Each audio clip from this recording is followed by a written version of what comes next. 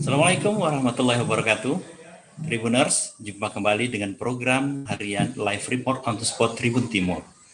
Program yang hadir setiap hari untuk menyampaikan kabar terkait dengan perkembangan peristiwa-peristiwa yang ada di kabupaten, kota, yang ada di Sulawesi Selatan dan Sulawesi Barat.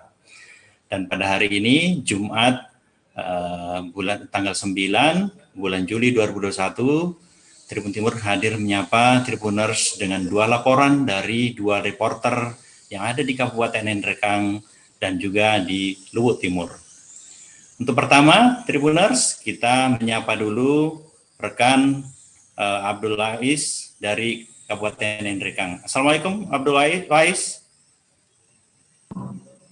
Ya, waalaikumsalam. Oke, Wais, pada laporan live report pertama akan menyampaikan perkembangan terkait dengan polemik bantuan Basnas Nrekang kepada Rektor Universitas Muhammadiyah Nrekang, dan bantuan ini sempat mengalami polemik dan dipertanyakan oleh mahasiswa di kampus tersebut. Untuk berikutnya saya serahkan ke Wais. Silakan Wais. Ya, terima kasih Arif.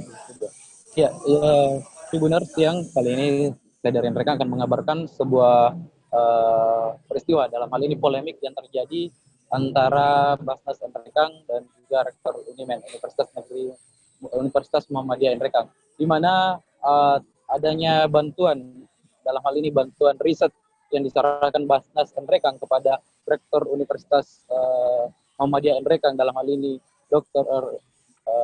Andes Yunus Busa, mengakibatkan polemik di masyarakat dan mendapat tantangan langsung dari masyarakat. Adapun bantuan tersebut mengakibatkan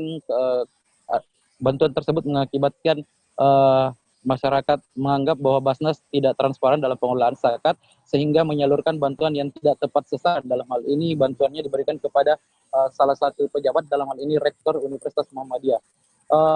Hasil tersebut mengundang beberapa komentar sampai pada sehari setelah polemik tersebut muncul, akhirnya ada aksi unjuk rasa yang dilakukan oleh kelompok mahasiswa yang mengatasnamakan Pergerakan Koalisi Rakyat. Mereka melakukan aksi unjuk rasa di 3 titik, yaitu di kantor Basnas Nrekang, kantor DPRD Nrekang, dan juga Polres Nrekang. Mereka menuntut agar yang pertama Basnas melakukan revisi programnya, yang kedua melakukan transparansi dalam pengelolaan zakat. Kemudian di kantor DPRD, para pengunjuk rasa menuntut pihak DPRD untuk maksimal dalam melakukan pengawasan terhadap keuangan di Basnas, dan serta juga melakukan revisi terkait Perda nomor 22 terkait zakat. Kemudian di Polres Nrekang sendiri, para demonstran ini mengajukan gugatan, artinya memberikan laporan ke pihak Polres Nrekang agar Polres Nrekang melakukan audit terhadap pengelolaan keuangan di Badan Amil Zakat Kabupaten Nrekang tersebut. Untuk lebih jelas mengenai polemik tersebut, ada penjelasan yang telah kami kutip dalam sebuah wawancara dengan salah satu pimpinan Basnas Nrekang, yakni Dr. Ilham Kadir MA.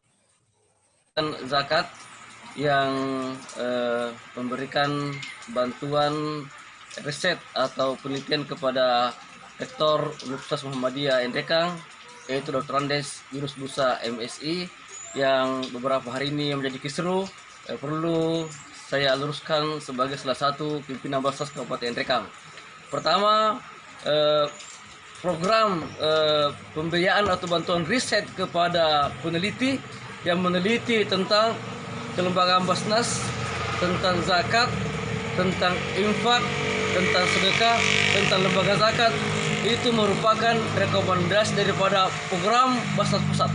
Jadi Basnas Nrekang hanya menjalankan rekomendasi Basnas Pusat agar memperbanyak literasi tentang zakat, termasuk memperkuat riset-riset yang berbasis zakat dan kelembagaan Basnas. Itu yang pertama. Yang kedua, program ini adalah sama sekali tidak bertentangan dengan regulasi, yaitu Undang-Undang Nomor 23 Tahun 2011, bahwasanya pendistribusian zakat dan teranya adalah untuk mereka-mereka yang kategori fisabilillah senapnya, yaitu orang-orang yang menuntut ilmu. Apalagi bantuan riset ini adalah diambil dari dana infak, tentu jauh lebih bisa dimaklumi dan sangat memenuhi regulasi. Yang ketiga, bahwasanya bantuan kepada rektor Unimen Bapak Yunus Musa, karena memang risetnya ini sangat memperkuat kelembagaan Basnas, karena temanya itu adalah peran zakat dalam mengurangi kemiskinan di Endrekang. Tentu sangat relevan. Dan yang terakhir adalah sangat sesuai dengan syariah. Artinya sangat syar'i, yaitu memberikan bantuan kepada mereka-mereka yang meneliti tentang Basnas, belajar di jalan Allah, dan memperkuat kelembagaan Basnas serta melegitimasi kedudukan zakat, infak dan sedekah sebagai salah satu program yang bisa mengurangi angka kemiskinan di Indonesia.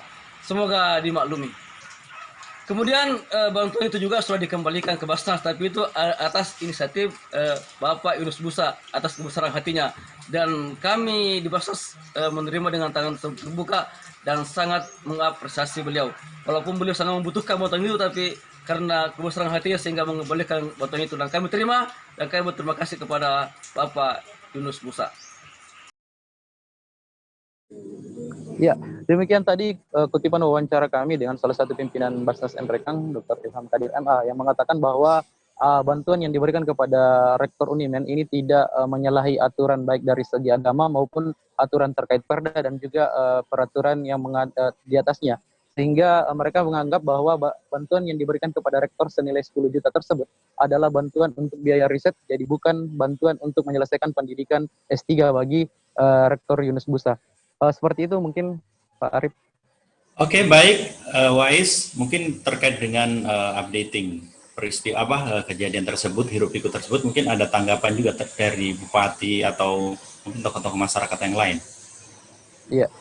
Jadi setelah viralnya informasi tersebut terkait penerimaan bantuan dari Basnas kepada rektor senilai 10 juta tersebut, ini mengundang reaksi dari beberapa pihak. Salah satunya adalah Bupati Endrekang Muslimin Bando yang langsung memberikan statementnya bahwa bantuan kepada rektor Unimen itu sebenarnya tidak etis. Artinya walaupun tidak melanggar undang-undang, namun tidak etis dan harus dikembalikan karena itu bisa lebih dimanfaatkan kepada orang-orang yang lebih membutuhkan ketimbang orang sekelas rektor. Hal yang senada juga disampaikan oleh Ketua DPRD mereka dalam ini Idris Sadik.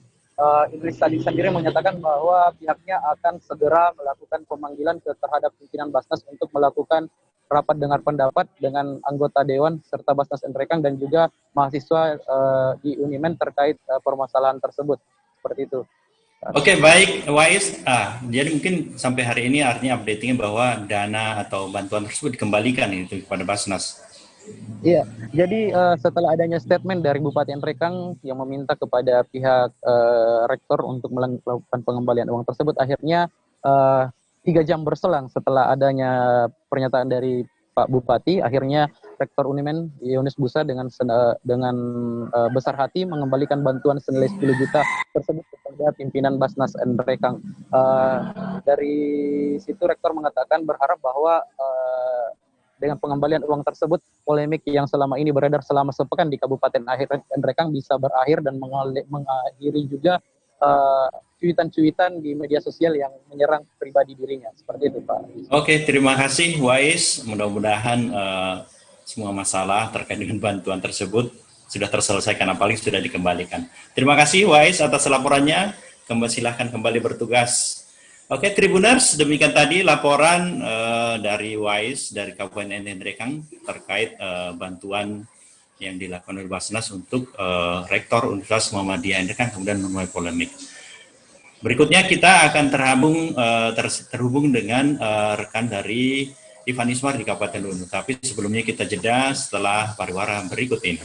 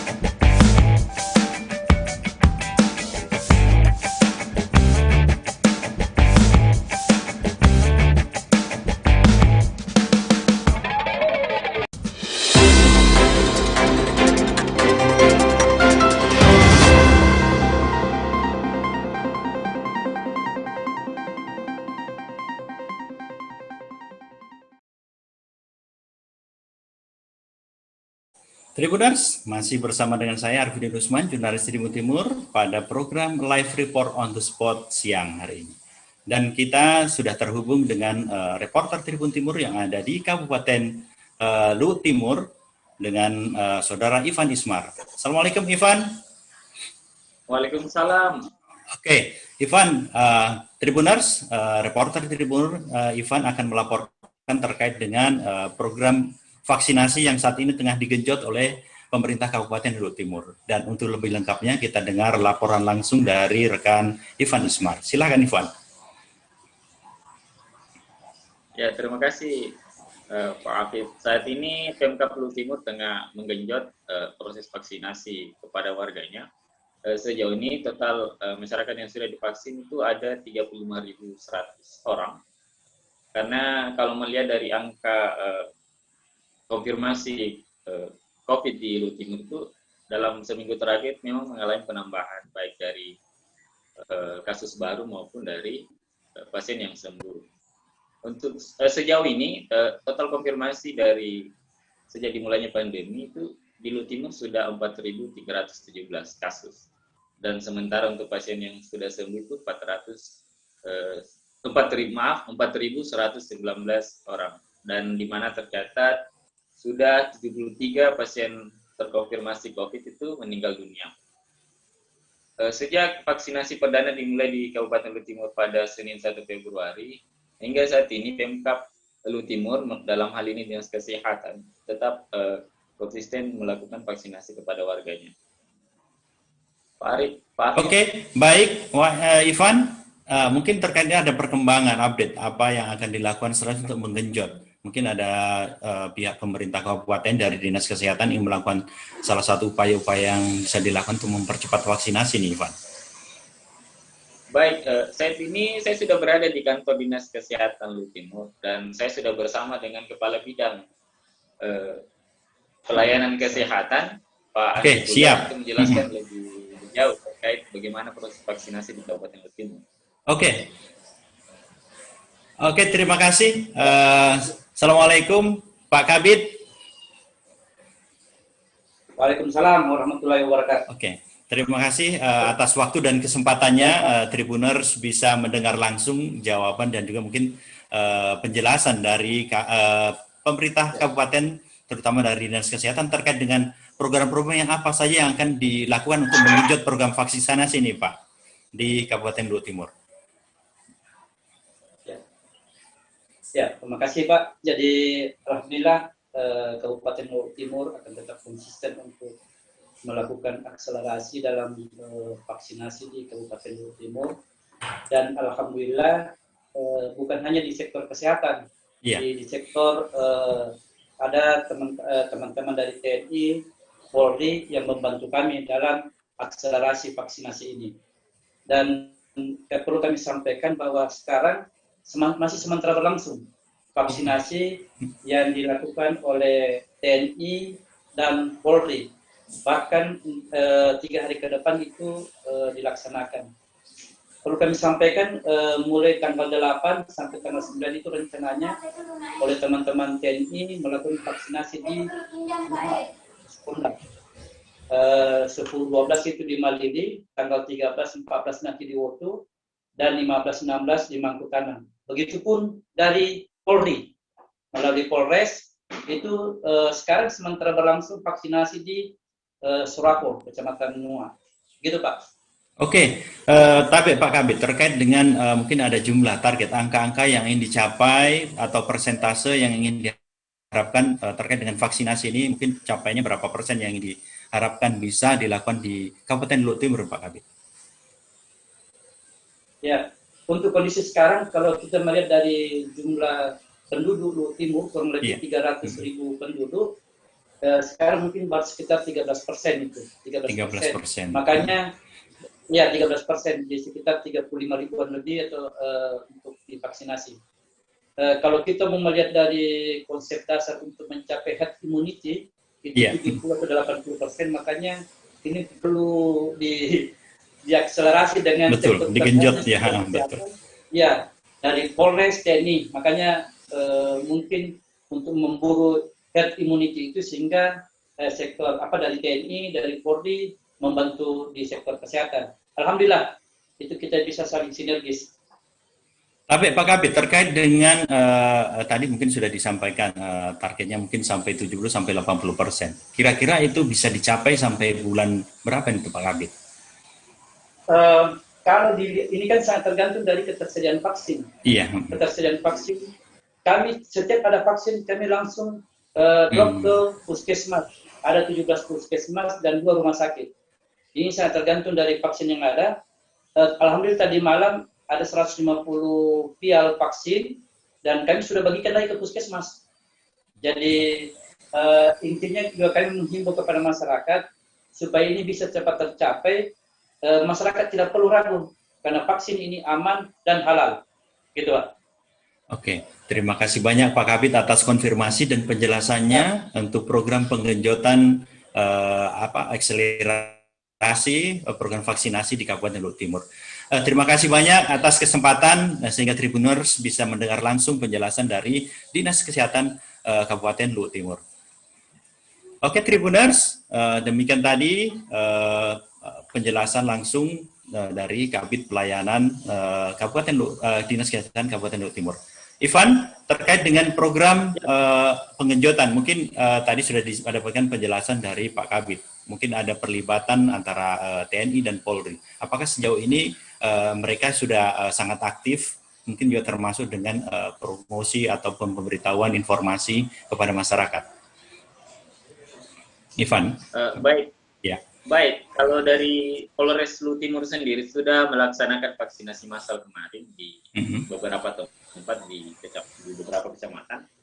Yang sasarannya itu adalah masyarakat. Kalau dari Polri sendiri memang sudah dari awal sudah melakukan vaksinasi di kantornya sendiri, rekan Afif. Dan sementara akan menyusul dari TNI sendiri untuk melakukan vaksinasi di stopnya sendiri, rekan Afif. Oke, terima kasih Ivan Ismar atas laporannya.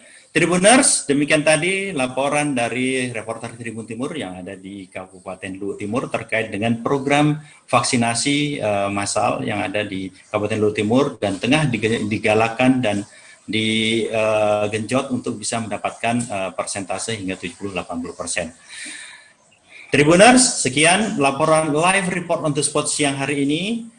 Dan sebelum saya tutup, sebelum saya pamit, mungkin tidak kurang ingin menyampaikan, menghimbau kepada masyarakat untuk terus menegakkan protokol kesehatan di dalam setiap keseharian harinya. Jangan lupa untuk selalu memakai masker, untuk mencuci tangan, dan juga menjaga jarak, dan juga hindari kerumunan. Sekian saya, Arifuddin Usman. Kita jumpa pada live report edisi selanjutnya. Assalamualaikum warahmatullahi wabarakatuh.